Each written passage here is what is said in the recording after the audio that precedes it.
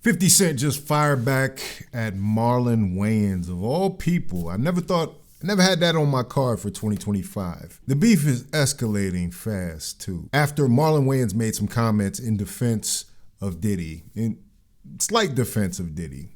Here's what happened. Marlon went on the Cruise show and warned 50 Cent about karma over the Diddy documentary.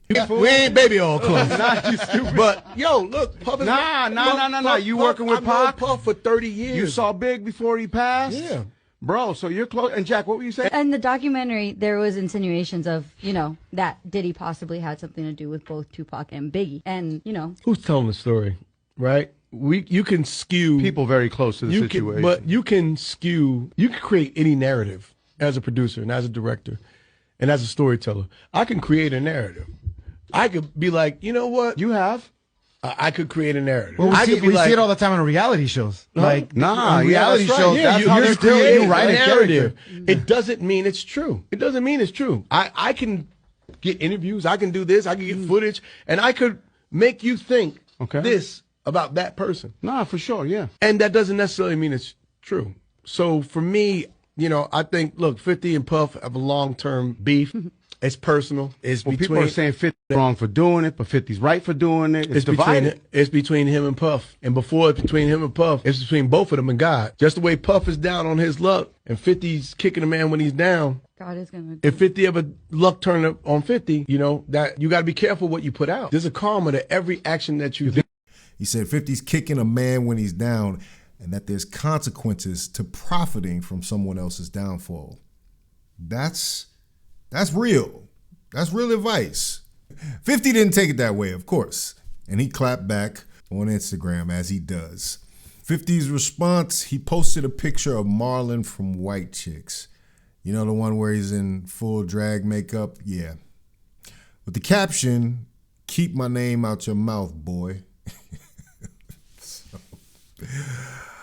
Yeah, that's 50. That's what he does.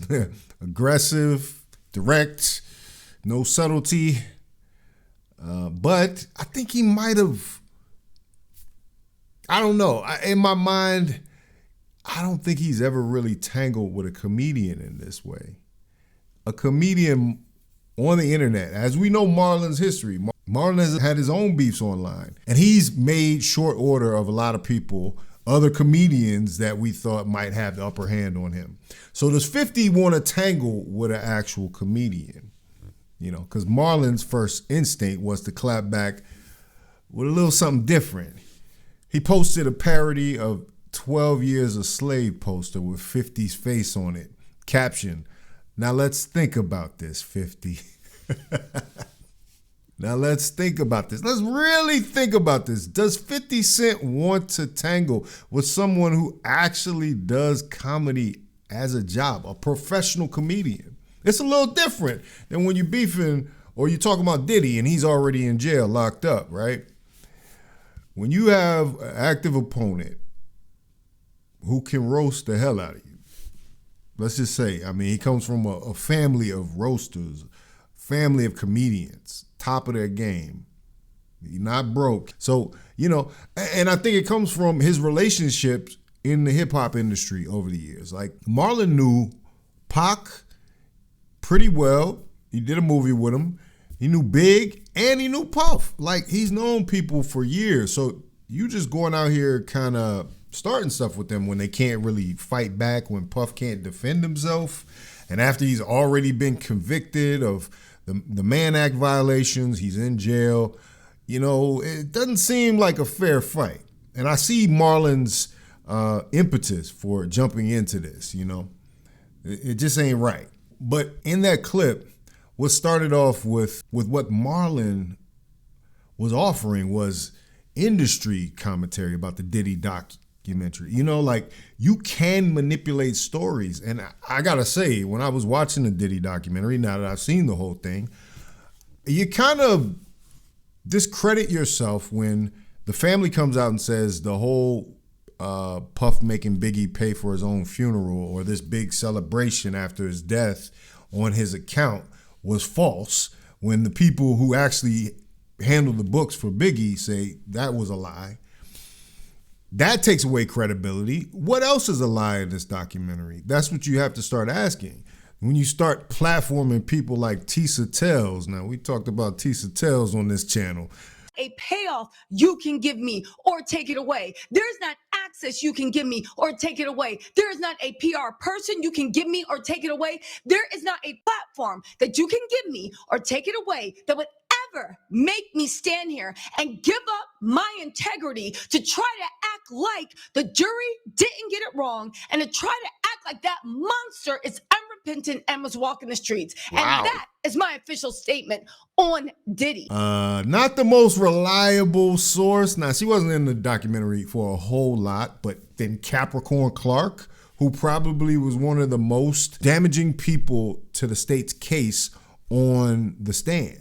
Like, she had so many contradictions. You could tell that she really had some issues with Diddy. But Marlon's taking the angle that was alluded to by Damon Dash, who's also kind of waded into this argument and saying, like, 50, you're looking a little questionable when you're so eager to kick a black man when he's down. There was two kinds of slaves.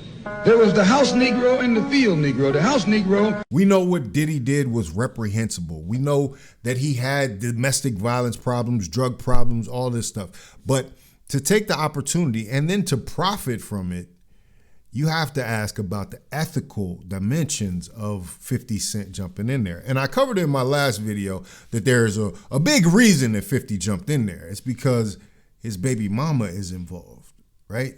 Daphne Joy. So, I mean, 50 has a personal reason, but, you know, the implications of this aren't going like I'm assuming he would think it was going to go.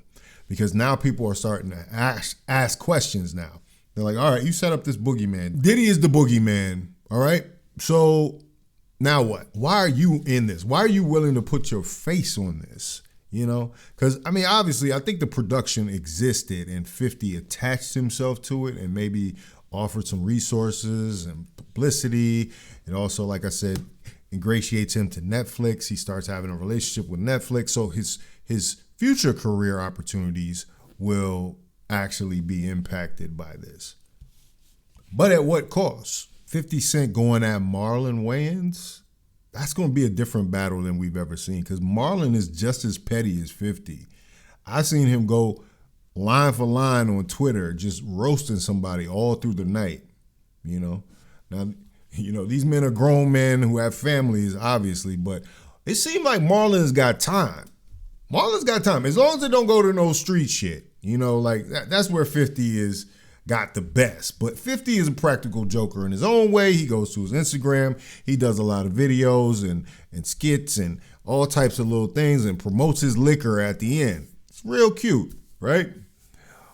But when you deal with somebody who kind of does this for fun, you know, that can do this in their sleep, this ain't like tangling with Ja Rule. Even though Ja Rule actually had some stuff to say. Ja Rule was also very critical of 50 Cent for doing this Diddy documentary.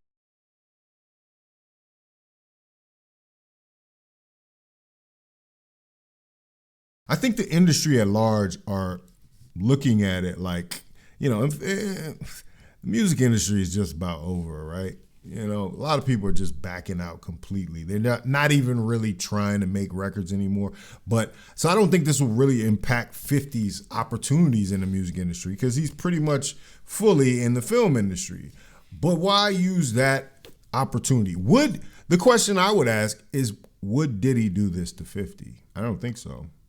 I mean, obviously Diddy has his own things to hide, but Ja Rule seems to indicate that 50 also has a lot to hide, you know?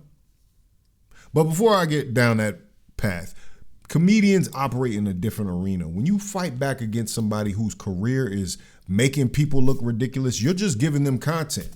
Every shot you fire becomes a setup for another joke. Every insult becomes a punchline.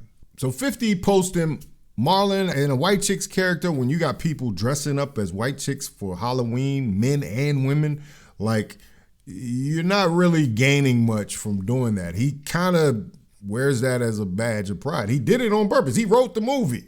You know what I'm saying? So why would he be ashamed of it, right? Even though you wouldn't catch me in no damn white chick's makeup doing a movie about that. I will say that. I will give 50 that. But Marlon calling him 50 Cent 12 years a slave. You think about the story of 12 years a slave. You have a man that was free, that got his freedom and was somehow sent back into slavery for 12 years, right? So it's kind of multi-layered what Marlon is doing there. Did 50 work his way up to a certain point and actually gain his freedom only to turn around and start serving another master, allegedly? Like, that's a thinker, man. And that's what I'm saying. You're thinking on different levels when you're going against a comedian or like a good lyricist. You know what I'm saying? Like, you got to start thinking deeper than what it is, especially when everybody's got a platform now. And that's what people were asking too. They were like, well, Ja Rule mentions that, hey, 50, I got a lot of information on you. You had some issues with your baby mom that allegedly involved in arson and some domestic situations where the police were called. Do you want me to make a documentary on you? That's what Ja Rule said. He's like, I can do a documentary all day. Let's go doc for doc. let's see if we really want to talk about this, which is like, you know, I think it goes into Marlon's karma conversation because, you know, people who live in glass houses shouldn't throw stones. I mean, you got to be careful about what you put out there because there's karma to every action. And we would hate to see 50 in any one of these situations that Diddy has gotten himself into, you know? So the real question is this documentary legitimate accountability or is it just 50 trying to get back at Diddy with a Netflix budget? You know, like, why would Netflix even allow 50 to attach his name to it when they know the history of these two men? You know, they can't just say they are ignorant of that. It's pretty obvious, you know. After 50 just floats the idea on Instagram, somehow he gets connected to it. And we covered it in the last video. 50 said he wanted the culture, he wanted somebody to speak up to make it known that, you know, hip hop doesn't condone trafficking, racketeering, and all the stuff that Diddy, the Mann Act violations that Diddy is accused of, you know. But, you know, I don't think that necessarily works because 20 years of public beef between the two of you and then you produce a 4-part documentary about their criminal case while they're locked behind bars. Diddy's been punished, right?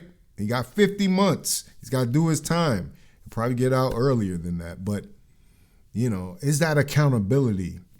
I don't know, because their history, you know, it's petty as it is, you know, especially when, you know, as we know from the documentary, which was highlighted, this is one of Diddy's tactics. Is like if he has an issue with somebody,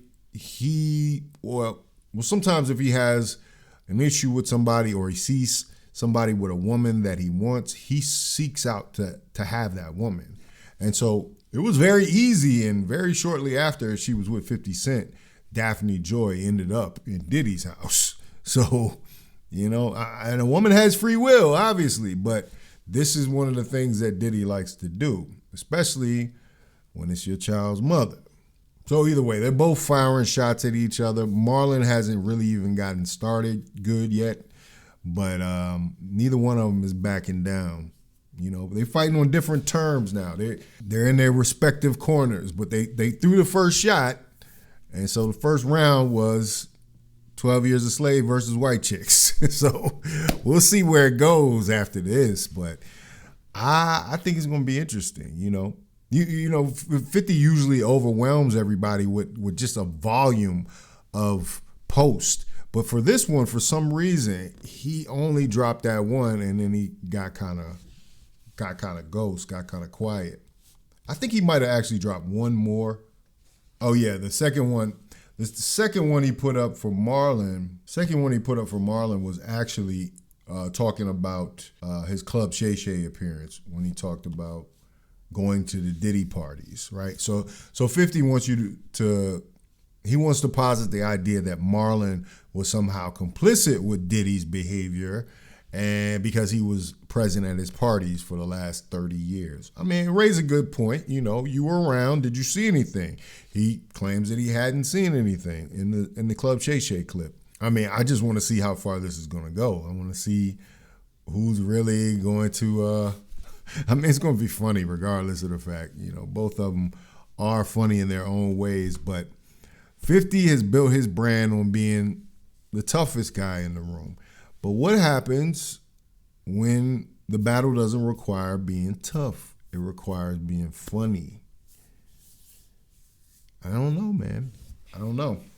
We'll see. But let me know what you think about it in the comments. If you like this video, like, comment, subscribe. Hit the bell notification for all uploads. Make sure you sign up for the Patreon. The link is in the description. This is Faucette Media.